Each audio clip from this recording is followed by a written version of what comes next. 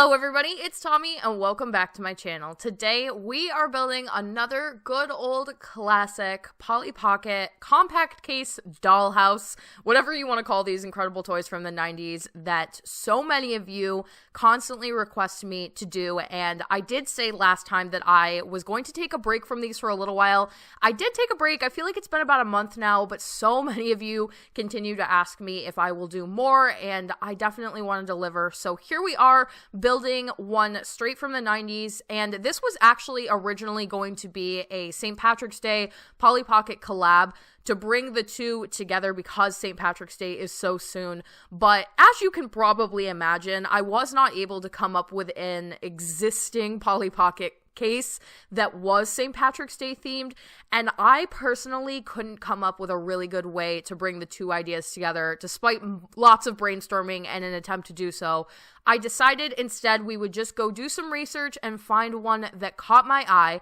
And what I didn't know is that apparently, because I have complained in so many other videos that I have such a hard time finding photo reference for these guys, there is an entire community on Instagram that shows them off, collects them, reviews them, and just displays them and showcases them in these high quality videos and high quality photos where I can see what's going on and see what I'm actually supposed to be recreating.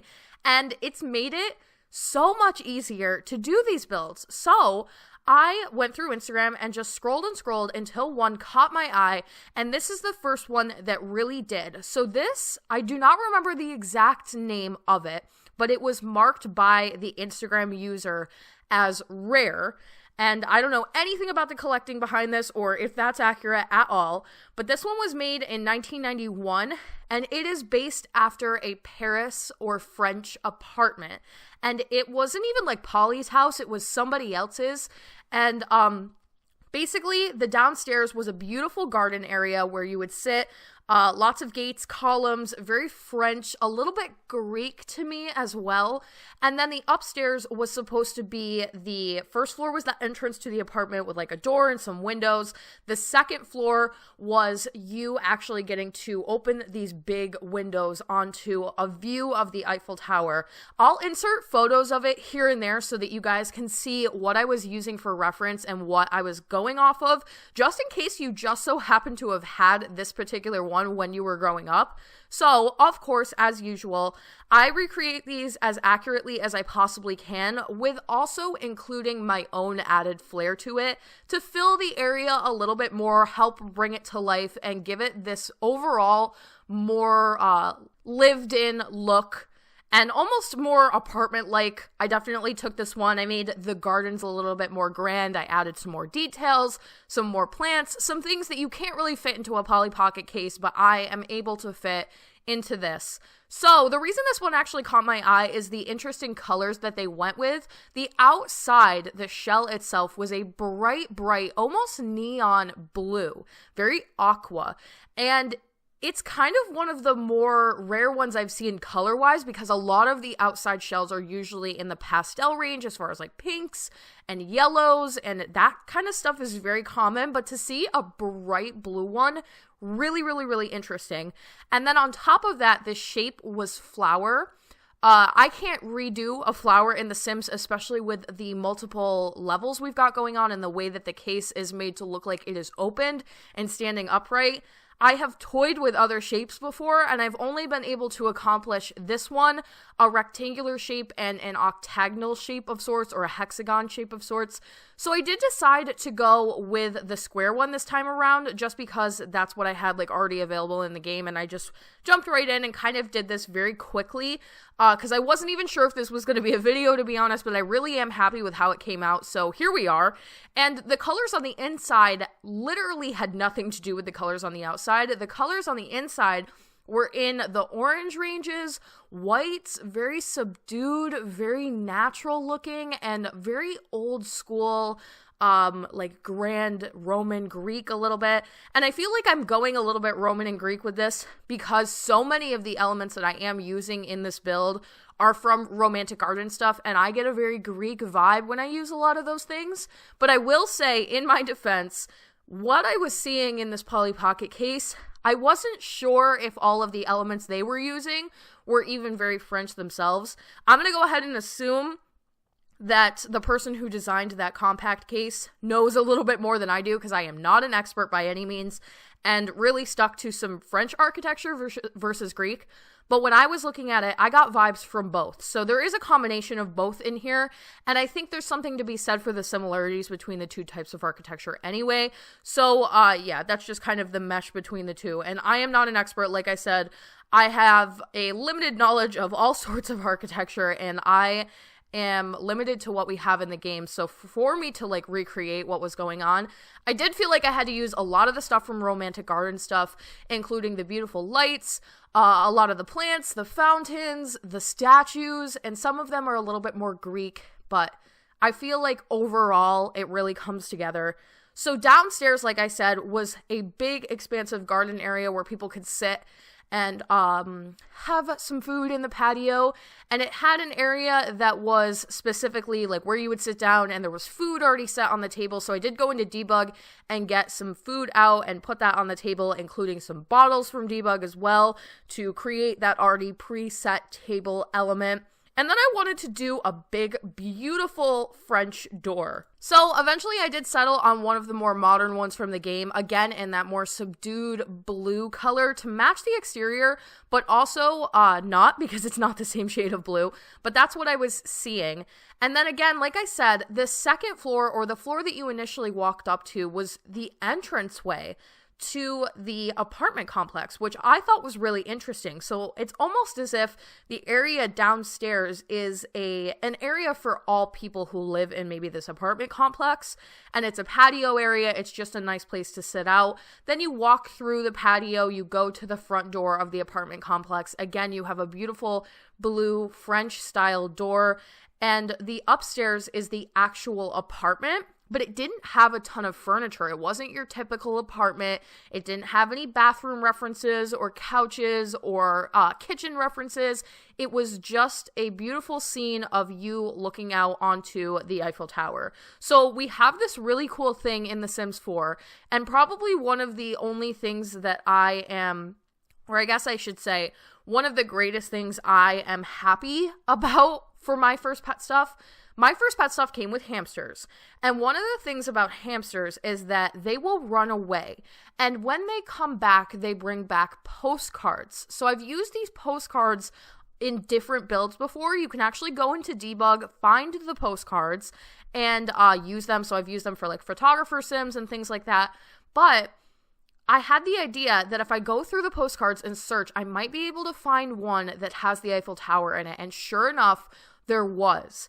And I got really lucky with this one. So I sized it up, and then I did my best to cover all of the edges of the postcard to make it look like they're looking out a window onto the Eiffel Tower instead of it just being a picture of the Eiffel Tower. And I hope I have demonstrated that illusion well enough. It is a little complicated when you're trying to add doors and windows to the interior of these Polly Pocket houses, because doors and windows will clip, obviously, to the other side of the compact case, and you don't want that, because I actually do decorate the other side, and I don't want a window or a door sticking through. So I have to create illusions very often, and this, I feel like, really works. It's a little bit blurry, but I like the idea that they're in Paris, they're high enough up that they have a beautiful view of the Eiffel Tower, but not close enough to have it like literally right out their window. They can see it. It is a little bit further in the distance, which would give the blur effect. Work with me here, please, on this. I really like it. And then there was 2 hanging plants, very beautiful and grand, to each side of the porch area. And I created that with a bowl from debug mode and a potted plant that we already have sized down with some beautiful hanging drapery and just a couple more plants to liven everything up from Romantic Garden stuff and bring it to life a little bit more. And I did go ahead and light this whole thing up so that it is nice looking at night, as I tried to do for those of you who may possibly be interested in attempting to use these in real life Sims games, and I am still low-key planning to attempt a challenge of 24 hours or a week in a Sims 4 Polly Pocket house, trying to survive. It's something that I planned to do a while ago, and then some stuff happened. It didn't really work out, but it's still in the back of my head. I'm still going to do it. Let me know if you'd like to see me do the challenge, and if so, would you rather have it be me trying to survive for a day, or do you feel like a week is better? Because I feel like a week is a little bit more challenging, and all of the houses are not set up for Sims to make it even a day. So I will definitely pick one of the more difficult ones just for the challenge's sake. But yeah, let me know if that's something that you're interested in at all. And if you are, it's probably going to come anyway. So stay tuned for that. And then for the exterior or the overall, like, around this, I try not to leave the landscaping too bare and make it look like it was just plopped down right in the middle. I like to bring in the outdoor elements and do some really pretty terrain and landscaping and stuff. So I'm using those big willow trees, and I don't know if that's out of place or not. I've never been to France, and I don't really know off the top of my head what types of plants you would see there, but it felt right with the more draping leaves that I was seeing routinely in the Polly Pocket case itself. And so I dragged that outside, dragged some water fountains outside that were very prominent inside the case, and then just some beautiful flowers again from Romantic Garden Stuff. We have these ones that look like orchids to me. I think they're called something different in-game, so I don't actually know if they are orchids or if there's a flower that looks different that is orchid-like, but very pretty nonetheless. And I wanted to line the two water fountains, and then eventually I felt like I just had a little bit too much space and wasn't really sure where to go with it, so I decided to create a river. And I feel like every time I've ever made a river in The Sims 4, I've always cut it for time, but this is going to be one of the few times that you'll see me actually do the full river. So low-key, this is also kind of a tutorial on how I create rivers in The Sims 4. And yeah, like I said, I don't think I have ever done it on camera. It's a little bit time consuming, but we had time for this build. It is a little bit shorter, so I figured I would just leave it in and include it. So what I typically do is you take the pool tool, and say that 3 times fast because that's tough to say. Take the pool tool and go very erratically and jagged with it, and do not, or at least try not to have too many areas that are straight for too long.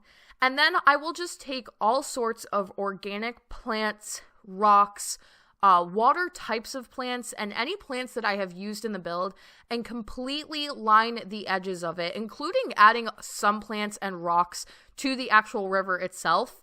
And then also on occasion, what I will do is change the rocks up. So you want this more like jagged organic type of look to it. And you don't want to be using the same rocks over and over again for a string. So you'll actually see in the beginning there, I was doing that. And then I realized that's probably not the best way.